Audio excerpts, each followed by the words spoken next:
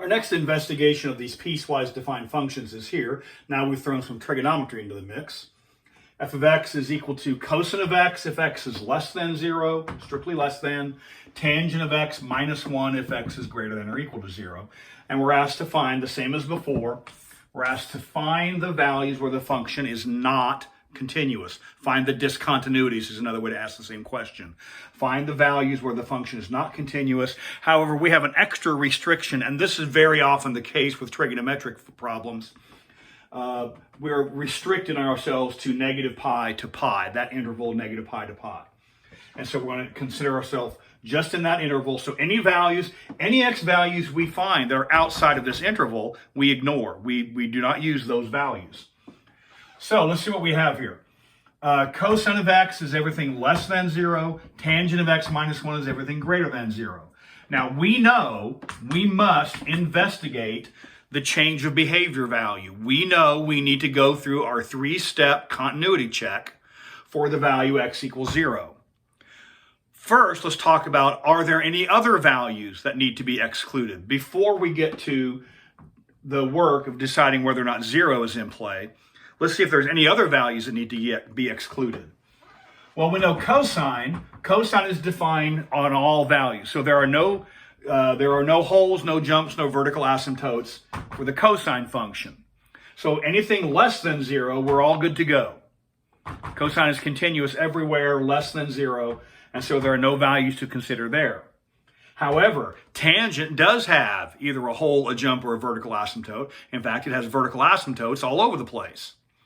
Well, tangent, we know, has vertical asymptotes at odd multiples of pi over 2. We know tangent. Let's just sketch real quickly the tangent graph. Right, there's one piece, but remember we have the entire tangent graph we're talking about. And so we have odd multiples of pi over 2. The question is, do we write all those down? The answer is no, because we are limited by two things. We're limited by, we're only considering values in this interval. So in my graph here, what I have, this is 0, this is pi over 2. This is the value of pi. And so anything out here, we are ignoring. Nothing out here is of interest to us.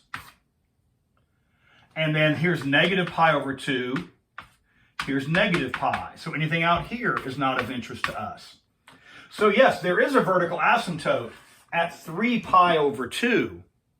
But because of this restriction, we are not considering any value greater than or equal to pi.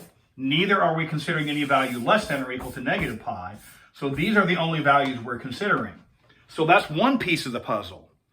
But another piece of another consideration for the tangent is limited also, or restricted also, by this requirement. That this tangent function only applies for values greater than or equal to 0. Which means as far as this function is concerned, the tangent curve, we are not working with this piece of the puzzle.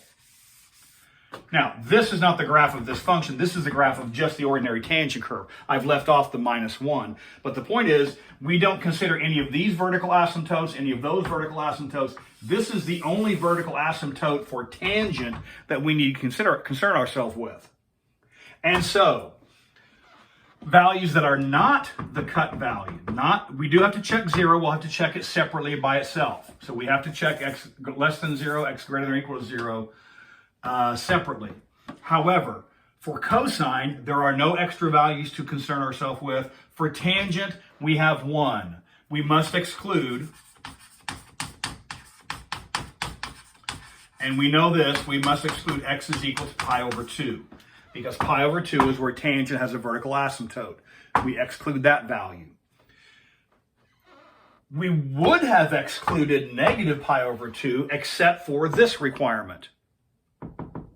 We would have excluded 3 pi over 2 and 5 pi over 2 and 7 pi over 2 except for this requirement. And so we need to take into account all the restrictions that are present when we're deciding those values that must be excluded. It's not difficult, but you do need to keep your wits about you and make sure you have the restrictions in place for the specific function that corresponds to those restrictions. Tangent x minus 1, this restriction is in place. This restriction only applies to cosine, but this restriction applies everywhere for this function. So we know we have pi over 2. There are no other additional values for cosine, and so now we must check the value at x equals 0. We must check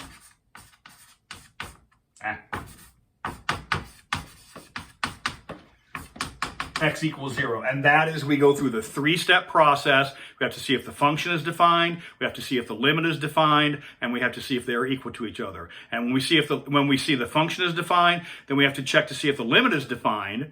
When we check to see if the limit is defined, then we go into the subcategory of check the limit from the left and the limit from the right and see if they're equal. So that's the procedure we're going to be going through here. And see if we can flesh that out now. So I'll do number 1 down here. Is f of 0 defined? Well, 0, which one we're using? We're using the bottom rule. So this is equal to tangent of 0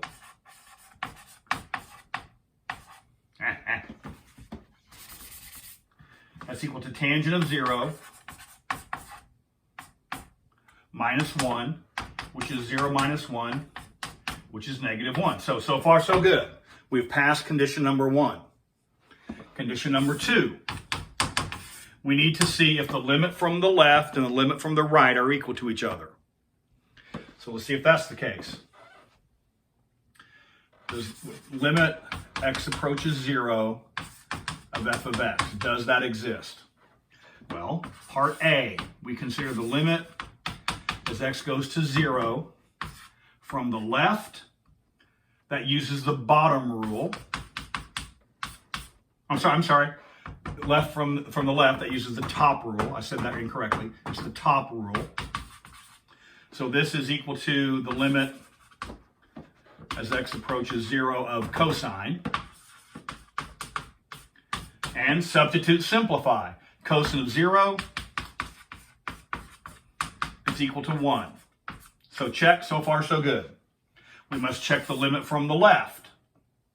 I'm sorry, the limit from the right. This is the limit from the left. We must check, I'm saying it backwards here. We must check the limit from the right, which uses the bottom rule. So that uses the bottom rule. This indicates that you know what you're doing. When you write this, this lets me know that you know what you're doing. All right? So the bottom rule, this is limit x goes to 0 from the right of the bottom rule is tangent of x minus 1,